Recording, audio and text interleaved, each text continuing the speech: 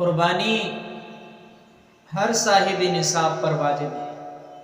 اب یہ جو سوال کیا ہے کہ اگر عورت صاحب نصاب ہو تو کیا اس کے اوپر قربانی واجب ہے یا نہیں، تو یاد رکھیں بالکل قربانی اس کے اوپر واجب ہے۔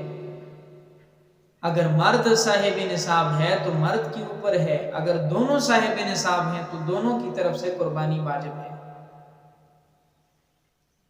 اور سوال کے اندر یہ بات پوچھی گئی کہ کیا عورت کے اوپر قربانی واجب ہو اور وہ قربانی نہ کرے تو کیا مرد کے اوپر لازم ہے کہ وہ اپنی بیوی کی طرف سے قربانی کرے؟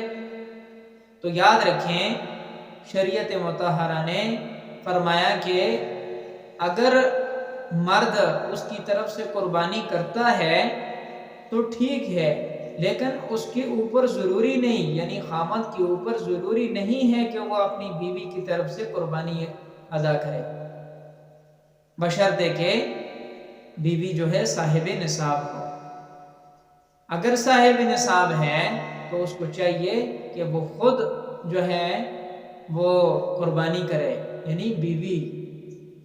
مرد کے اوپر کوئی لازم نہیں ہے کہ وہ بیوی کی طرف سے قربانی کرے، ہاں اگر اپنی طرف سے استحساناً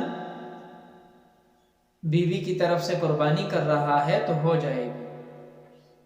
تو بہرحال یہ بات ذہن میں رہے کہ ہر صاحب نصاب کے اوپر قربانی واجب ہے، چاہے وہ مرد ہے یا عورت ہے، چاہے وہ خامد ہے یا بیوی ہے۔